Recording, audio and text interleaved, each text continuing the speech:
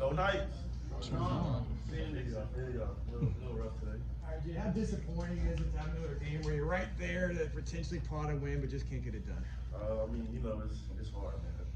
I really don't have much other words than that. It's hard.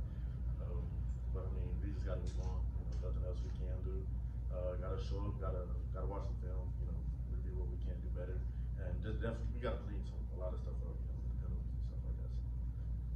Jaden, how difficult is it to also get a lot of teammates go down with injuries? You see Miles go down; he's got his arm in a sling. What is that? How hard is that for you as his friend and teammate to see that happen?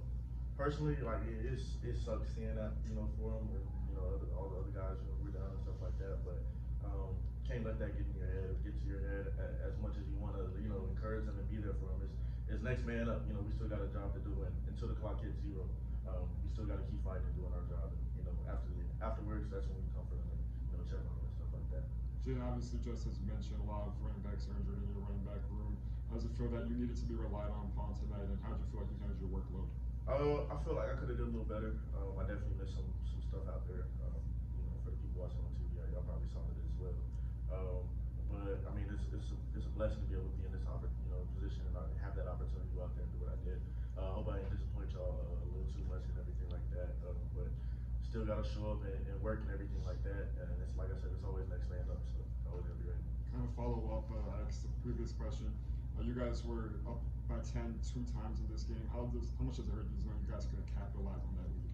A lot, man. A lot. Like I said, it's a lot of penalties and stuff we gotta work on, especially on the offense and defense. They do a great job. Love the defense. They hold us down a lot, so we just gotta clean up some stuff on that side. Got a couple of tough games at home. You lost by just a few points. Tough task now becoming bowl eligible. How tall a task is that for this team? 2 or 3 on the road. I mean, it's a giant. Giants can be conquered too. So it's just how we're going to show up this week, you know what I mean? How we're going to clean up our mistakes, especially offensively. Like, what are we going to do to get ourselves going, going into the game and coming out of the half and stuff like that. You know, it's just finding what we can do a little bit better. I mean, we see teams lose, any given Saturday, any given Friday, Thursday, whatever the case may be. So we just got to go out there and handle our business, clean ourselves up. You guys talk about cleaning up mistakes. It seems like week after week. What doesn't translate from practice into games that those mistakes keep happening? I'm not sure because sometimes we just be out there flowing and everything, getting ourselves. We be having good practices. I can't lie. Coaches are doing a great job. Players are flying around. I just feel like we just needed to get out there and click. You know what I mean? We need to get out there and transfer.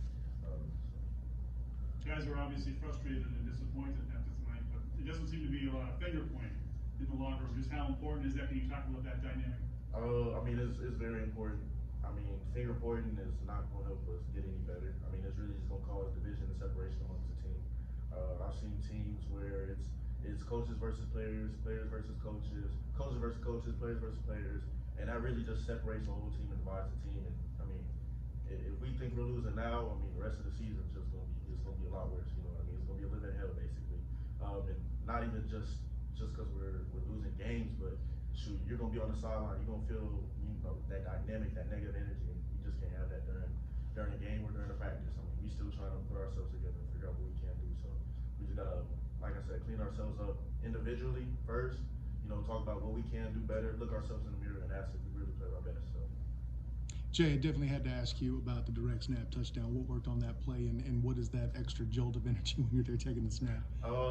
I mean, we seen a play. I think USC ran it and everything like that, and so we were just like, hey man, like this is gonna work out and everything like that. So we were confident in that play all week, and I was excited. I got that opportunity and everything like that. I'm glad I caught the snap. I didn't fumble it. But I mean, we knew they were gonna flow over the top with the white out going behind me and everything like that. And then we did a great job blocking it up on that left side and everything like that. And then Paul, he had a great block, and then pretty sure our tight end had a great block on it as well. So. You mentioned next man up, but there's not many guys in the room that are healthy right now. So what do you guys try to do as a team, whether it's you, whether it's AG, to try to get something out of that position when there's only a handful of guys left? I mean, I feel like for all we can do is focus on where we're at now, how we're feeling now. You know what I mean? Rest, recover, take care of our bodies. And even those guys who are injured, rest, recover, take care of their bodies too. You never know when they'll be back. We don't know how extreme these injuries are just yet and everything like that. gotta show up and take care of ourselves and do what we can do. You know, when we're on the field, no matter how many guys are out there.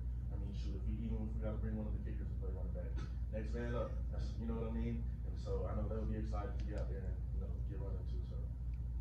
Jaden, what was it like getting to see Dobby out there in that last drive, and just what was it like kind of helping him, especially with the game being in the position that it was at the time?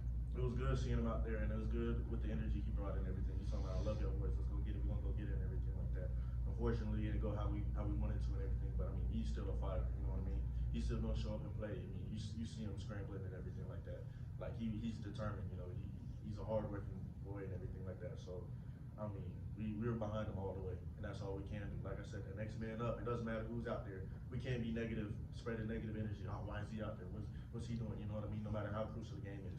Next man up, so, you know, let's just go get the job done. So.